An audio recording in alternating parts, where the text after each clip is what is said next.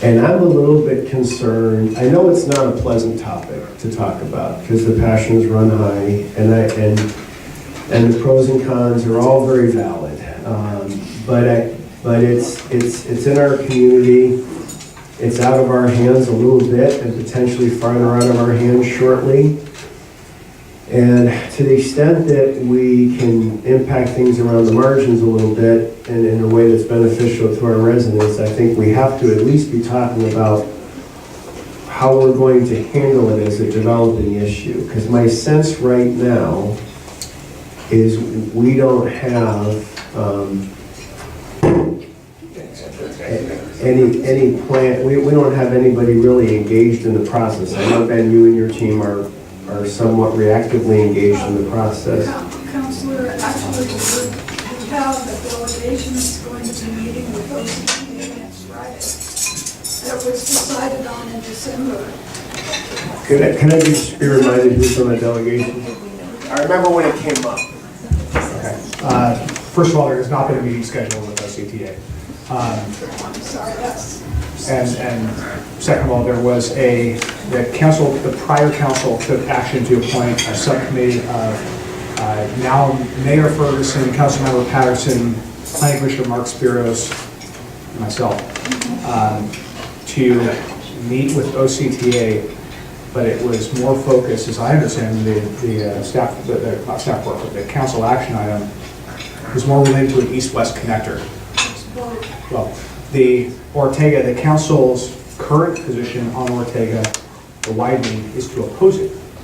Caltrans and OCTA are moving forward in the county with that project.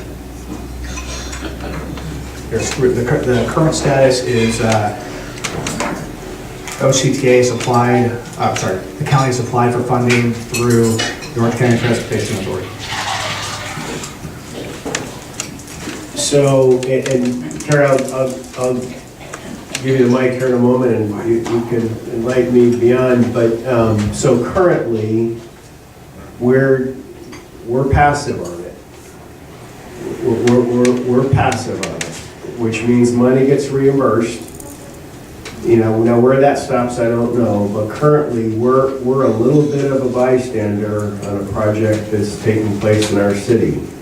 And I just don't think we should ignore it as a conversation, topic for conversation. Sure. And also, it's important to clarify that OCTA, Caltrans, et cetera, would all like, their position is a road needs to be widened, and they're going to advance that project. It's a state highway. Ultimately, it's a state-owned, operated, and maintained highway. And I would expect that they will advance that project. They will want the city's support at some point. I'm sure they would want the city's support now. They have not made a formal request for that. The City Council on February 7th will consider refunding OCTA grant money that was spent by the city prior to the project cancellation. So That's $500,000 or $600,000. The amount was spent was actually more like $120,000. We've been holding more money than that, but it was never spent.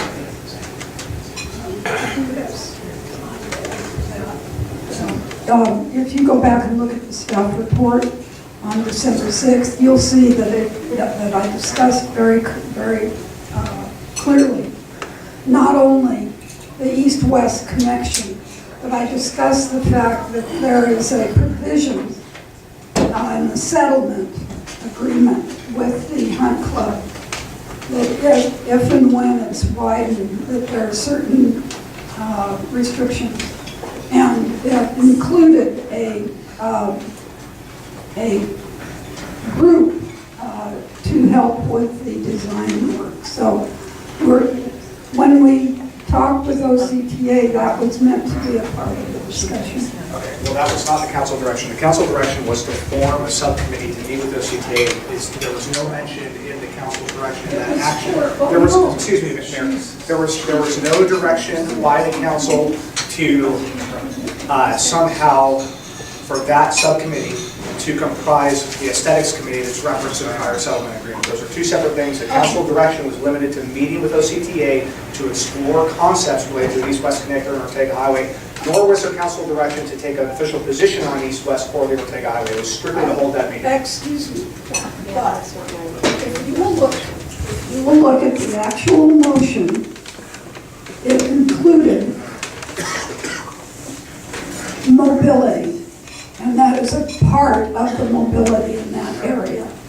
so it certainly is appropriate that it be discussed. No, that's what it says, so I think we've had enough. My point was that the subcommittee that was approved is not related to the aesthetic subcommittee that is referenced in a legal settlement agreement between Caltrans and Uncompahgre and the city.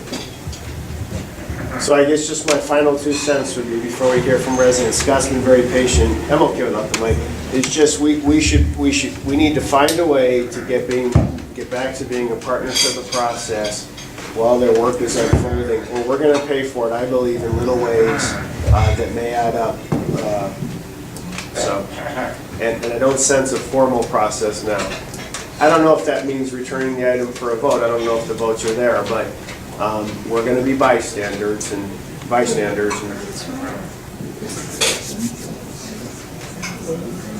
I will point out, we've had a very patient resident, Scott, here. I don't know if we can, if we're...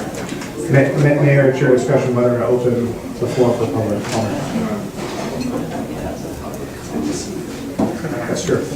It would have to be Jeff, would you recommend a council action to open a public comment? I think we previously had general public comment on things that weren't supposed to be on the agenda. Well, no, it was both. It was specifically, we said, That's how you want to do it. Well, it's the pleasure of the full council whether or not to receive comment.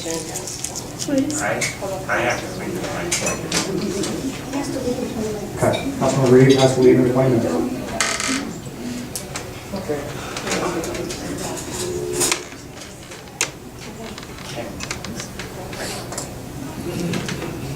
If we could finish this part that we're doing now, and then I would love to open it to the public.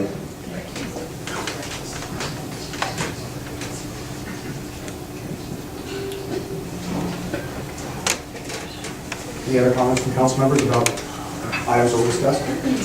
Oh, very quickly. Just as long as we've got so much attention on us at the moment. I just want to defend our little eyesore out in District 5 for a minute.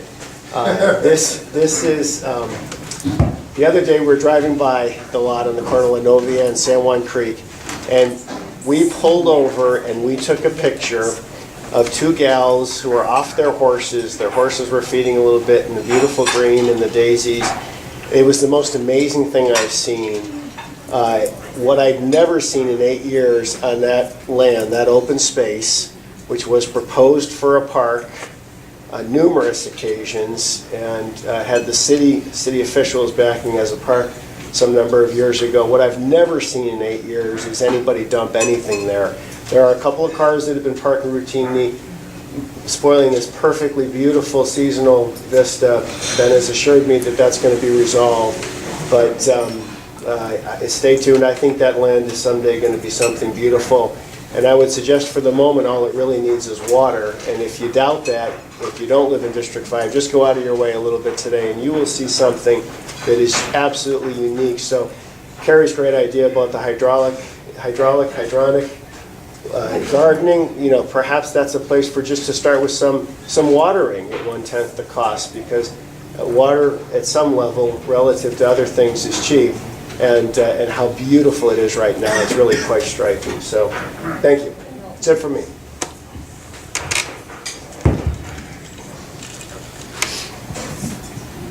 Thank you. First of all, I want to thank the mayor and city manager for putting this on. The mayor brought up a lot of really important issues that you truly are one of the most forward-thinking council members I've served with, and a lot of big, new issues that I think we as a society need to consider. As far as our goals and objectives of where we're going forward, I just want to staff members, and I'm only one out of 5, but my basic philosophy is to really focus on the fundamentals. So, you know, I'm not opposed to solar, for example, but it would have to be cost effective for me from capital expenditure standpoint. think a lot of those things, like the water gardens or farming, maybe there is an opportunity where a private company wants to do something like that. Maybe we can help facilitate it. Obviously, from my perspective, we don't have the bureaucracy really in place to do that sort of thing. And I would also add that I'm not interested over the next 2 years, from my perspective, to develop new parks and do those type of capital improvements. So I think I told Ryan that in the past regarding that property, that it may turn out that we keep it, and I might support that. But I have very expensive on spending money on developing that, at least for the next 2 years. So it's really just to my general belief, there's not to be an active government, not to we're not going to cure cancer, we just got to focus on the fundamentals. So I don't know if that helps with respect to any particular projects, but it's just a general overview. That's right. Thank you.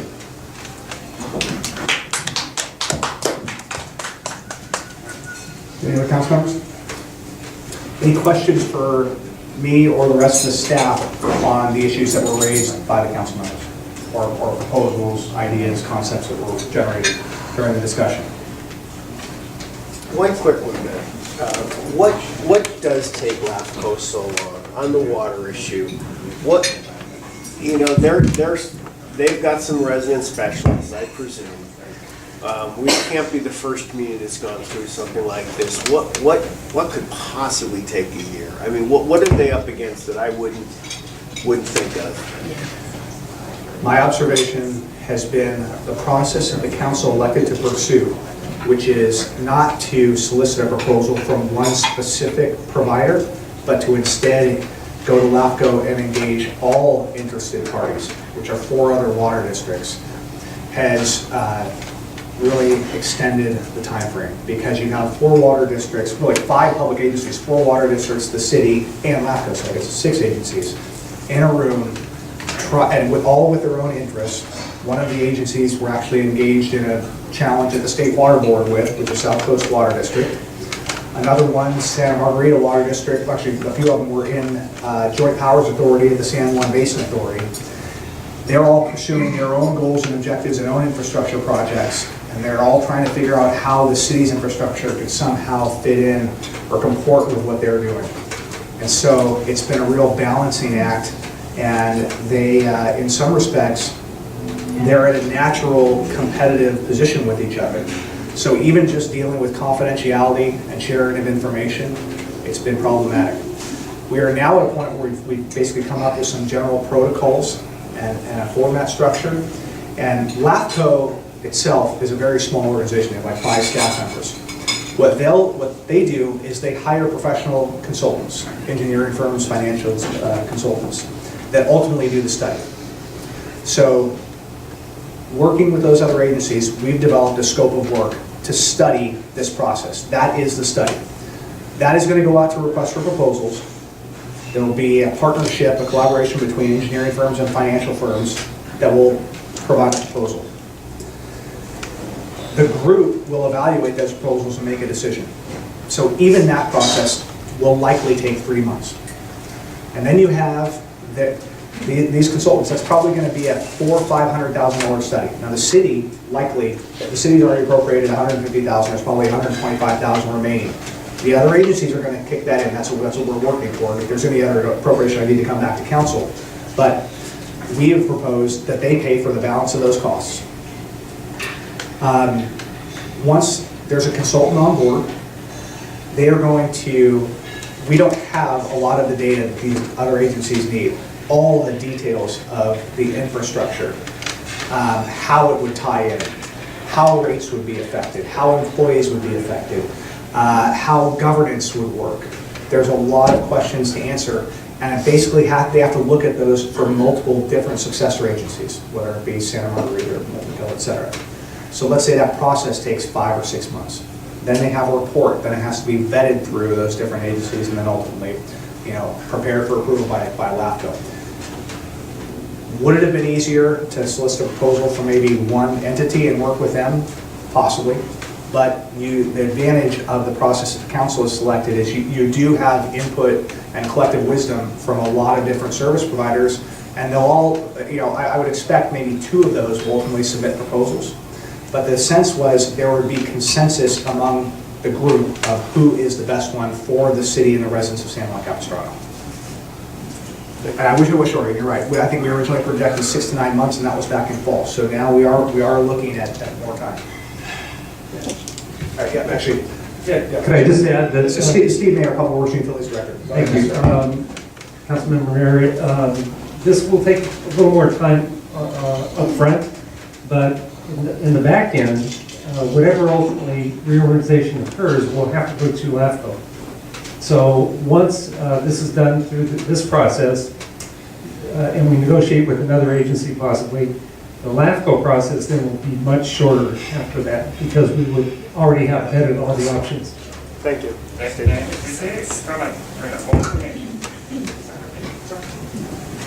Here's just a quick question. From an ultimate timeline, is it realistic for us to go through that entire process? Say, what's that time? I get why LAFCO's about ultimately, in the first case, about 12 months. Can we get all the way out maybe by the end of 2018? I mean, because obviously, I think the frustration for everyone, and I understand it, but it's still, we want to get out of the water business, where here we are going on our 3rd year, and it's just the way government works. I totally understand it. But where is the light?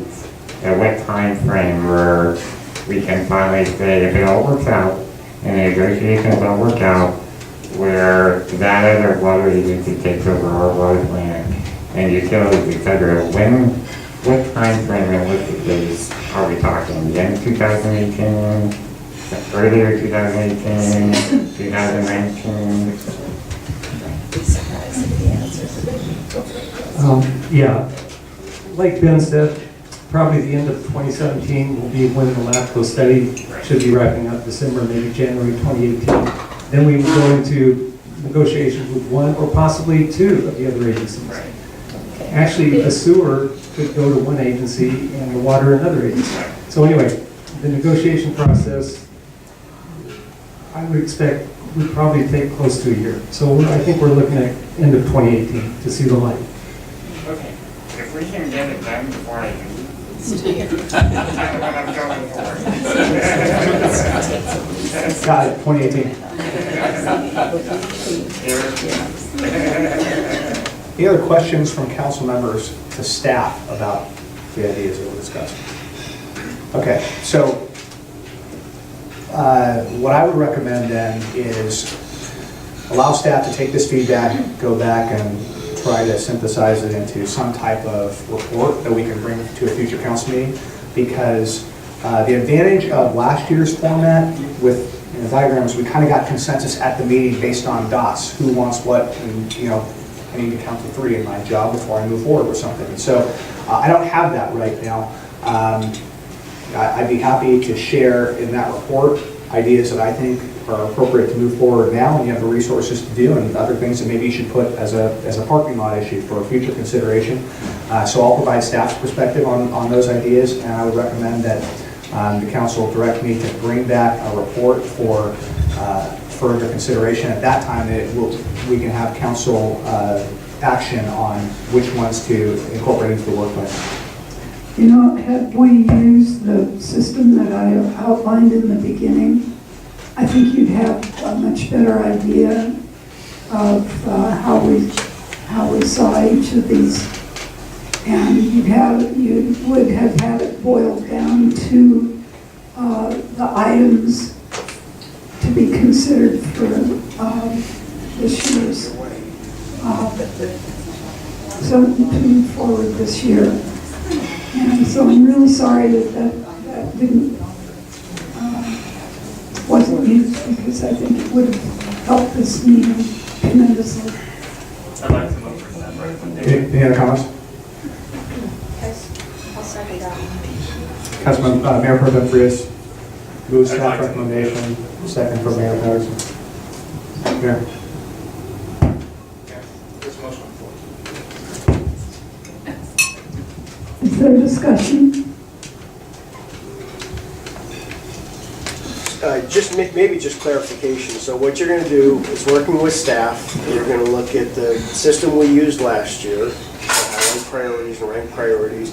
You're gonna do your best to assimilate what we've talked about and what our sense of urgency and priority was. We didn't have the system Carrie recommended, it might have worked great, but we have what we have, which is what we've discussed, and your interpretation of that, and you're gonna come back to it with a report, building on last year's system of how it looks now with this taken into consideration. Is that Correct. It'll be last year's format with, again, my interpretation, which is subjective of these comments. And so I will do my best to call out, I didn't write names next to them, I think that's probably a good idea, because if I heard similar things from, certain council members, I'll try to group that into one that looked like maybe there was consensus. Others, an idea came out by one council member, I'll be sure to include that on the list. It'll be up to the council at that time whether or not to take formal action. And it'll be open for discussion at It that would be point a public too, meeting so. as an agendized council item. Yeah, wonderful. All those in favor? Is there any further comments or discussion? Yes, I've been waiting to hear somebody bring up that we are a sanctuary city, right? No, we are not? Okay, then. Never mind. I thought we were, and I was concerned about what It was gets going told a to lot. happen. It gets told a lot, but Okay, I thought we were. Okay, yeah, there's a certain definition that, thank you. Thank you for clarifying. and comment?